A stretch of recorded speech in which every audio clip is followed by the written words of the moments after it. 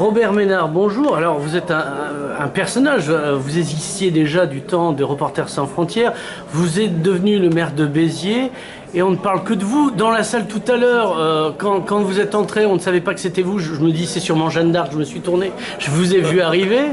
Est-ce que vous êtes venu soutenir le Front National ou vous êtes toujours mariniste? Où vous en êtes? On va commencer par là. Je viens de dire mon amitié à Marine Le Pen et à Louis Alliot, qui est quand même un copain d'ici.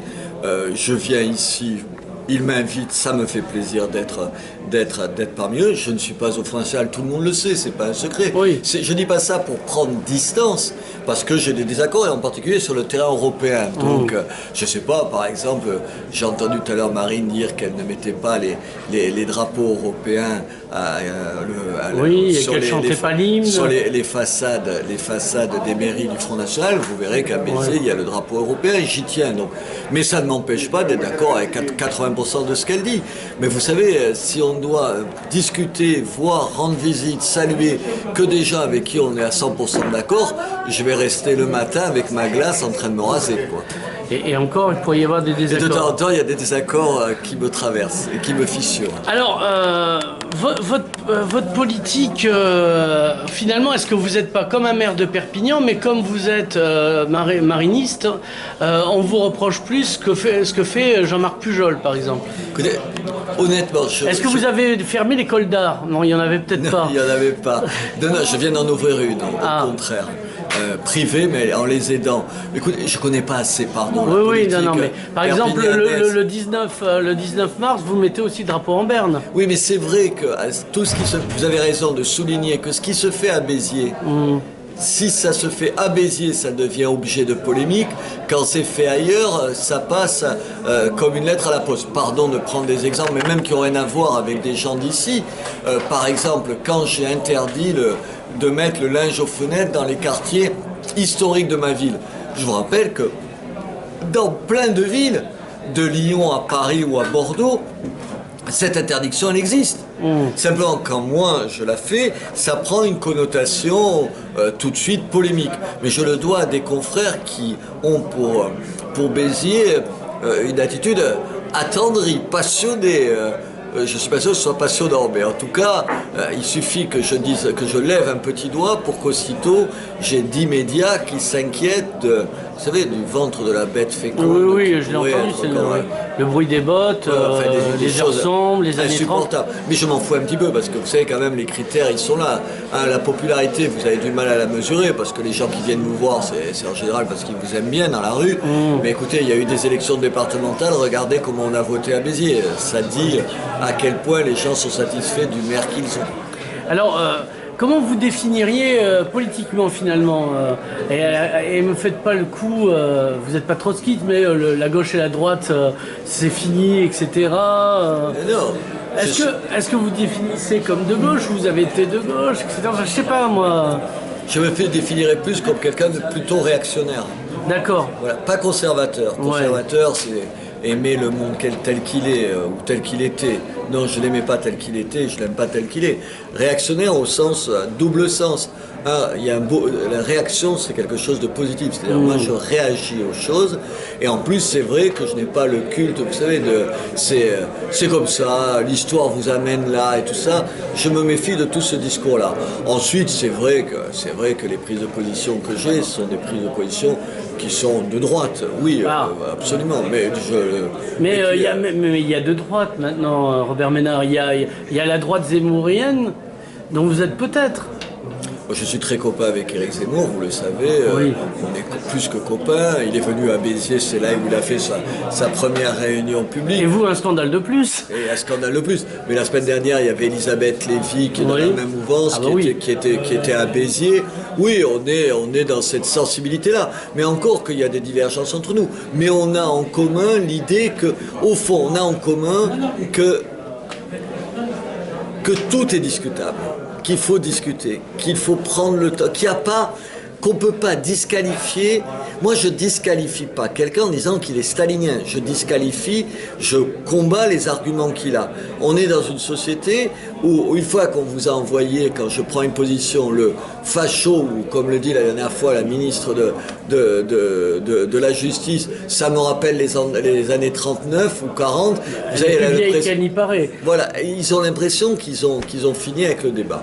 Alors, la question qui se pose, bon, vous invitez Zemmour, vous invitez Elisabeth Lévy, pourquoi pas Michel Onfray, ce qu'a fait François-Olivier Gisbert à Nice? J'ai invité Michel Onfray, je vais vous raconter, à venir à Béziers. Il m'a dit oui, et il m'a rappelé, je le connais depuis des années, il m'a rappelé quelques jours après en me disant « Mes amis de l'université de Caen m'ont dit que si j'allais à Béziers, je perdrais l'université populaire de Caen.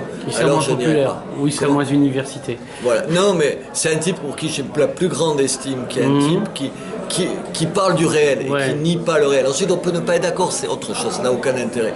Voilà, c'est ça. Dans le genre plus à gauche, justement, qui vous pourriez inviter à part Michel Onfray, parce que voilà, on fait pression sur lui. Je sais pas, j'aurais du plaisir à recevoir, qui je peux vous dire, Régis Debray. Est-ce que Régis Debray viendrait? Je partage plein de points de vue de Régis Debray. Est-ce qu'il aura l'audace de le faire? Je vous annonce qu'Alain Finkielkraut vient à Béziers. Oui, mais enfin, c'est pas un gauchiste non plus. Oui, mais c'est quelqu'un qui... Pardon, c'est quelqu'un qui a un an, je ne sais pas s'il serait venu à Béziers avec l'image d'une ville assimilée au Front National. Il m'a dit, je serai là, il sort un livre en octobre, il sera là. Il y a d'abord, vous l'avez remarqué, il n'y a pas que moi, vous n'avez pas besoin de moi pour remarquer qu'il y a une évolution, il y a un certain nombre de gens. Vous savez, au fond, je ne vais pas vous dire que la droite et la gauche, ça n'existe pas, mais il y a des intellectuels... Vous pouvez me le dire, après je ne vous croirai pas. Voilà. Il y a des intellectuels qui ne nient pas le réel. Un Alain Finkielkraut, il ne nie pas le réel. Un Zemmour ne nie pas le réel. Un Onfray ne nie pas le réel. Alors, qui nie le réel? Robert Ménard. Tout le reste. Oui, ça fait beaucoup, mais donnez-nous, balancez des noms. Non, ça n'a aucun intérêt. Vous les voyez à la télé, entre 80% des journalistes et 80% des intellectuels qui prennent pas en compte la réalité telle qu'elle est. Ensuite, elle peut vous déplaire, la réalité. En plus, on peut ne pas être d'accord sur les réponses qu'on apporte au monde, mais on prend le monde tel qu'il est. On ne va pas se construire. Je ne vais pas construire un Béziers Potemkin. Je vais juste essayer de prendre en compte le Béziers tel qu'il est. J'étais là avec une pléiade d'élus il y a 2 jours, vous savez, pour les contrats, pour la politique de la ville. Je leur disais, mais attendez, vous niez exactement ce qui saute aux yeux à quiconque se promène dans la rue. À quiconque, et le maire que je suis est toujours dans la rue. Alors on va avoir des régionales, on a déjà un président de région.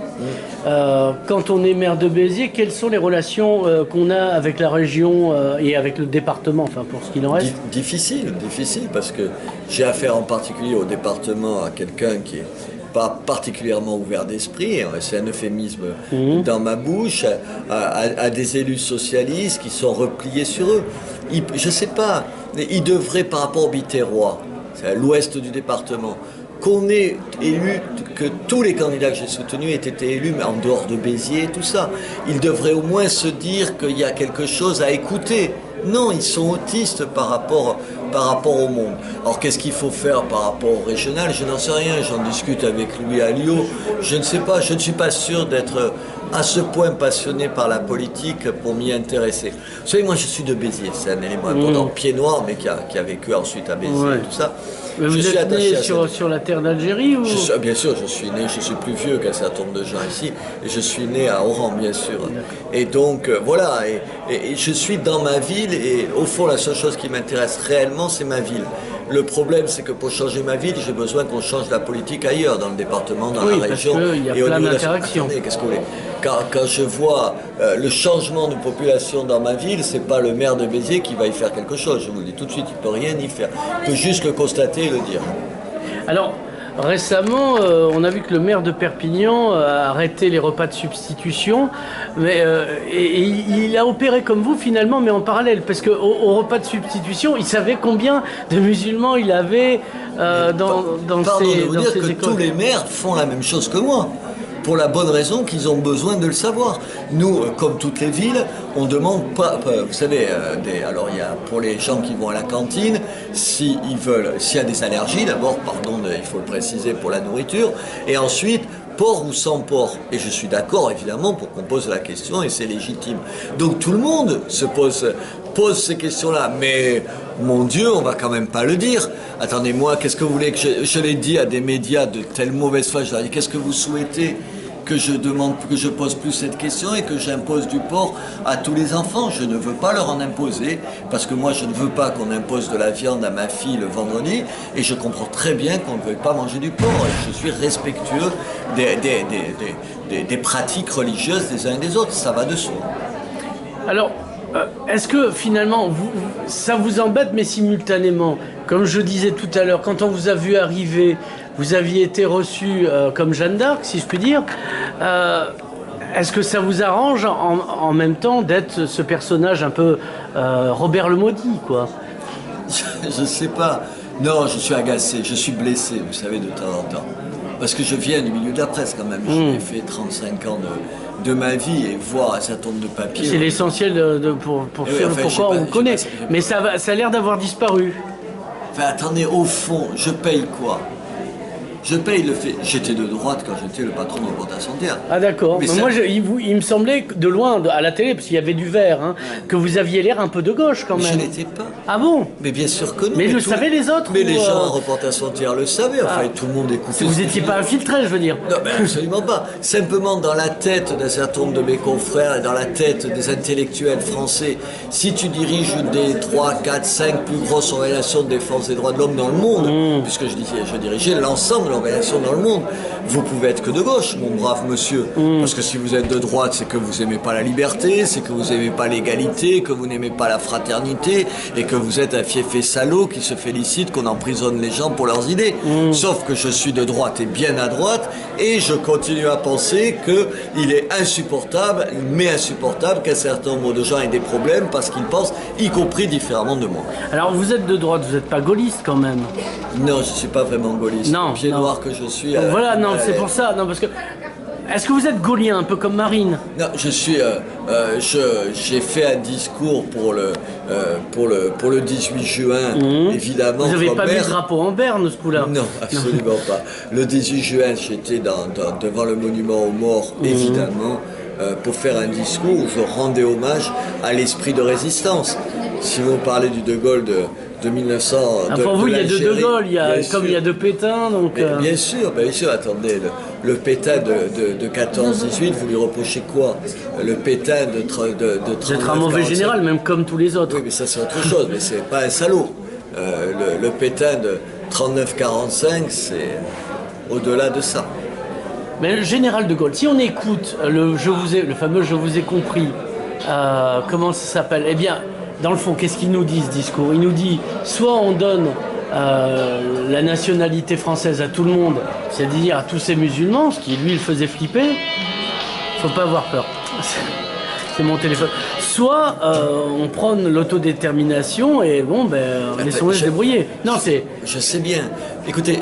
Et les pieds noirs ont voulu entendre ce qu'ils ont voulu entendre. Bien sûr, mais je vous rappelle, j'étais sur la route de la Sénia. C'est l'aéroport d'Oran. Quand De Gaulle arrive, sur les épaules de mon père, avec vous savez, ces petits drapeaux bleu, blanc, rouge et tout ça. Mon père avait les larmes aux yeux. Mon père était communiste. Simplement, et oui, vous avez peut-être raison, il a entendu ce qu'il a voulu entendre de Gaulle. Il a entendu, lui, ce jour-là, quelqu'un qui lui disait « Tu partiras pas de ton pays ». Mon père, le père de mon père est né en Algérie. Le père du père de mon père est né en Algérie. Le père du père du père de mon père est né en Algérie. Vous pouvez pas croire que vous n'êtes pas chez vous.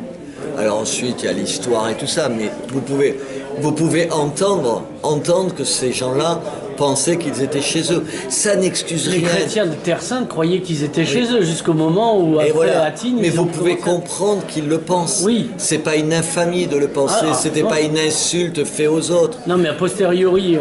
Après, a posteriori, vous pouvez penser... On peut réfléchir sur la fragilité des choses. Voilà. Mais à ce moment-là, je vous réponds comment ce discours a été perçu. Et le reste, ça a été vécu comme une trahison et je les comprends. Alors, qu'est-ce que vous voulez faire de Béziers? Je veux faire de Béziers une ville qui soit fière d'elle. Des Biterrois qui aiment cette ville qui a eu un passé incroyable. C'est une des plus vieilles villes de France, elle a 2500 ans. On se rappelle du sac de Béziers pendant la bataille. Tuez-les tous, Dieu reconnaîtra les siens, c'est là-bas. On a fait déjà le sens de la formule. Je pense qu'elle est un peu apocryphe, la formule. Mais enfin, vous savez, quand elles sont tellement belles, les formules, on ne va pas les contester. Je veux redonner de cette fierté à cette ville. Je veux lui redonner la splendeur qu'elle a eue. C'est une ville qui a été fabuleusement riche. Fabuleusement riche. C'est pas une petite... C'est pas Perpignan en termes de richesse à la fin du 19e siècle, ni Montpellier. Une ville qui est richissime. Une ville qui a une histoire incroyable. Une ville qui a un esprit de résistance depuis 2 siècles. C'est pas du baratin, c'est ce que c'est. Et je vais redonner tout ça à Béziers. Parce que moi aussi j'ai envie de rendre la liberté à Perpignan, tout ça. Mais je le fais jour après jour. Oui, mais comment techniquement, soyons un peu techniques. Mais venez voir. Et j'ai fait hier, ça peut vous paraître. Vous savez, les gens, ils ont besoin, ils savent bien que le maire va pas leur donner un emploi comme ça aujourd'hui. C'est fini le temps où vous employez. Il y a déjà 2200 emplois municipaux à Béziers, on ne va pas en rajouter, c'est pas vrai. C'est mentir aux gens que de le faire. Les gens, c'est les valeurs qui les touchent. Ils ont envie. Pourquoi? Vous savez pourquoi ils aiment leur maire à Béziers? Parce que leur maire, il parle comme eux, avec les mêmes mots. Il vit au milieu d'eux. Je ne suis pas un type coupé des gens. Il suffit, venez avec moi à Béziers, vous verrez comment ça se passe. Et je suis un maire qui défend des valeurs. Des valeurs. Et ce que je dis, je le fais. Alors des valeurs, les nazis aussi avaient des valeurs. Moi, pardon. Parce que tout est relatif, c'est ce que je veux vous dire. Les valeurs, c'est quoi? C'est la parole donnée et respectée. Les valeurs, c'est quoi? C'est dire, cette ville, elle vous ressemble plus et je dis ce qui est. Les valeurs, c'est quoi? Les valeurs, c'est dire, par exemple, sur les pieds noirs, je n'accepterai pas un certain nombre de choses, je ne les accepte pas. Alors, est-ce que c'est pas une histoire finie? Vous considérez encore que ça brûle encore? Et ce que j'ai reproché, moi, au maire de Perpignan, quand il a baissé le drapeau de la mairie, le drapeau français, le 19 mars, c'est que il n'est pas un maire pied noir, il n'est pas à Mostagadem en l'occurrence, il était à Perpignan, et nous les Catalans, franchement, on n'a un peu rien à foutre. Donc, est-ce que vous n'êtes qu'un maire pied noir ou ça peut dépasser? Quand vous faites le 19 mars par exemple, est-ce que c'est pas dépassé? Quand bien même vous auriez vos raisons de trouver que c'est pas l'arrêt des combats. C'est contre le révisionnisme historique. Mais pas en tant que maire. Le maire que je suis a des convictions, il le défend. Le maire que je suis ne marie pas les couples homosexuels. D'accord. Des gens dans ma liste le font, je suis républicain. Le maire que je suis constate que nous sommes dans un pays de tradition judéo-chrétienne. Ça veut dire qu'il y a une crèche dans l'hôtel de ville. Je suis le premier maire à ne pas avoir été condamné pour ça. Voilà, de la même façon qu'il y a le chandelier à 9 branches de Hanouka dans l'hôtel de ville. Je suis un maire qui affirme un certain nombre de choses. Je suis un maire qui s'est engueulé avec le curé de Béziers parce que j'ai refêté la fête de la Saint-Jean. Il y a 50 ans qu'on ne le fait pas. Et la fête de la Saint-Jean, c'est béni. Le feu de la Saint-Jean n'en déplaise à une partie du clergé. Alors, j'ai rencontré, c'était il y a 1 an, il me semble, le représentant de la communauté juive de Béziers. Monsieur Abitbol, voilà, il y avait un grand raout, si je peux dire, du Mnébride sur le canal du Midi. Et il disait, Ménard c'est pas bien, mais c'est pas mauvais non plus. Alors moi j'en ai déduit, c'est comme une relation Facebook, c'est compliqué. Alors c'est quoi votre relation avec le rabbin Excellente. Vous lui laissez une place de parking, ça je sais. On surveille l'entrée évidemment de la synagogue. Excellente. En même temps, je comprends bien, c'est difficile à lui un peu dire, comme Michel Onfray, qu'est-ce qu'il perdrait Voilà, vous voyez. Attendez, aujourd'hui, cueillir un antisémitisme résiduel dans l'extrême droite française, ça saute aux yeux. C'est évident qu'aujourd'hui, l'antisémitisme est d'abord un antisémitisme des banlieues, mais écoutez, pardon, de le nier et de nier le réel et l'évidence. Mais maintenant, la communauté juive le sait. Elle a encore des pudeurs par rapport aux gens comme moi, elle les aura pas longtemps. Et puis le maire que je suis est un maire qui est un maire qui est ouvert à tout le monde, y compris à la communauté musulmane, ça va de soi. Voilà, donc pourquoi on parle de communauté de musulmane et pas de citoyens et de communauté juive? On ne devrait pas parler de communauté. Mais oui, mais il y a aussi des communautés en France et j'essaye de les réduire au minimum, mais je prends en compte cette dimension-là. la communauté musulmane, et ses représentants me demandent de venir rompre le jeûne du Ramadan, je le fais avec plaisir. Est-ce que, parce que ça pourrait paraître pour du clientélisme, entre guillemets, d'aller voir les communautés, où là, moi je suis laïque, je touche pas à ça, enfin ça, Non, aucune non. religion. En même temps, je dis à la même communauté juive, à la même communauté musulmane, qu'il n'y aura pas l'ombre d'une initiative à l'intérieur de la mairie concernant la pratique de l'islam. Donc je suis cohérent. Enfin, je suis cohérent. Ensuite, les gens aiment ou aiment pas, mais au moins ça a une logique. Alors hier, on a eu droit à un attentat, semble raté, sauf la tête. C'est quand même affreux. C'est un style, hein. Donc, vous, ça vous fait quoi? Vous dites j'ai raison? Non, je dis on est en guerre. C'est tout. Ouais, mais qu'est-ce que ça veut dire on est en guerre? On est en guerre quand une partie de la communauté musulmane qui a choisi une lecture littérale de l'islam et qui déteste tout ce que nous sommes. Vous savez, moi en plus, j'ai l'avantage par rapport à tout un tas de gens d'avoir pas mal voyagé. Oui, un peu Reporters sans frontières, c'est marqué dessus. Je n'ai fait que ça pendant 25 ans. Et je connais les pays, musulmans plutôt mieux que les Français ou que ceux qui en parlent le disent. Ça a été une grosse partie de ma vie. Vous avez une partie des musulmans qui, par identité, repli identitaire, détestent l'Occident au-delà de ce que vous pouvez imaginer. Et une partie de ces gens-là sont en guerre contre nous. Ils sont en guerre chez eux contre nous et contre ceux qui les représentent, plus leur division entre chiites et sunnites, et ils sont en guerre ici. Mais l'Occident, est-ce que ça existe vraiment ou est-ce que c'est tout le bloc qui suit les États-Unis quand ils partent chercher du pétrole ou Dieu sait quoi dans le sable? Non, que l'Occident n'existe pas, c'est possible. Que l'Occident, elle existe dans les yeux d'un certain nombre de gens, c'est sûr. Vous voyez ce que je veux dire? Vous pouvez ne pas exister en tant que tel, vous et moi. Il se fait que vous et moi, on peut avoir 1000 différences. Reste, pour un certain nombre de salafistes, on a en commun d'être leur ennemi. Même si nous, on n'est pas d'accord. Ouais, on n'aura pas demandé, mais bon... Oui, non, mais même au-delà, oui, vous leur avez rien demandé, mais ils le pensent. Le principal, ou le pire, c'est qu'ils le pensent. Alors, la situation en France, et ce sera ma dernière question... Comment s'en sortir? Vous allez me dire Marine Le Pen ou... Non, j'en sais rien. Moi, je vais vous dire tout net. Penser que le Front National est la réponse suffisante à la France, évidemment pas. Mais ce que je vous dis là, je l'ai dit à Marine Le Pen. Oui, elle est au courant. Hein. Non, mais elle est au courant de ce que je dis. Je dis, un de mes avantages et mes inconvénients, c'est que je dis tout le temps la même chose, quels que soient mes interlocuteurs, avec une caméra ou sans caméra. Je lui ai dit, le Front National, on en a besoin pour changer ce pays. Le Front National seul suffira pas à changer ce pays. Il faut d'autres gens que le Front National. Est-ce que vous appelez Chevènement, Dupont-Aignan, etc. J'appelle rien du tout. J'appelle un certain nombre de gens qui ont envie de changer ce pays, qui ne se retrouvent pas totalement d'accord avec le Front National. Il faudra en passer aussi par ces gens-là. Je crois que le soutien que m'apporte le Front National régulièrement témoigne qu'ils ont compris cette démarche, puisque je ne suis pas d'accord avec tout avec eux, mais suffisamment pour qu'on essaye ensemble. On a essayé, et j'espère on réussira à changer ma ville, j'espère qu'on réussira ensemble à changer ce pays. Robert Bernard, merci. Merci à vous.